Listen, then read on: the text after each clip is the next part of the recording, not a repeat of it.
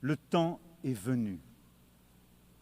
C'est pourquoi, fidèle à l'engagement historique de mon pays au Proche-Orient, pour la paix entre le peuple israélien et le peuple palestinien, je déclare que la France reconnaît aujourd'hui l'État de Palestine.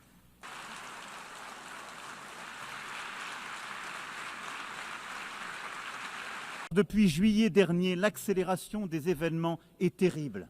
Et au point où nous en sommes, il est à craindre que les accords d'Abraham ou de Camp David soient remis en cause par l'action d'Israël et que la paix devienne impossible pour longtemps au Moyen-Orient. Il pèse donc sur nous une responsabilité historique. Nous devons tout faire pour préserver la possibilité même d'une solution à deux États, Israël et la Palestine, vivant côte à côte, en paix et en sécurité.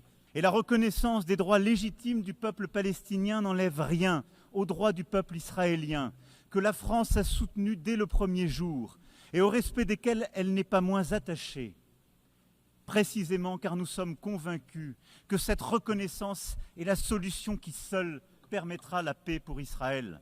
J'entends avec beaucoup de respect le peuple israélien, sa tristesse et sa fatigue. Et je veux croire que les autorités israéliennes l'entendront également et sauront s'engager à leur tour. Je sais que le peuple israélien et ses dirigeants peuvent en avoir la force. Il reviendra aussi à l'État de Palestine de rendre espoir à sa population éprouvée par des années de violence, d'occupation, mais aussi de division et d'incurie. Il lui reviendra donc d'offrir à son peuple un cadre d'expression démocratique renouvelé et sécurisé. Cette autorité palestinienne renouvelée est une condition nécessaire à la réussite de l'indispensable négociation qu'il faudra reprendre pour parvenir à un accord sur chacune des questions relatives au statut final.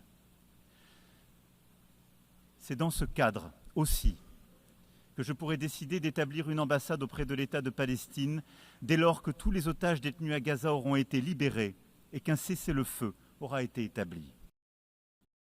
Bâtir la paix, c'est ce qui nous rassemble ici.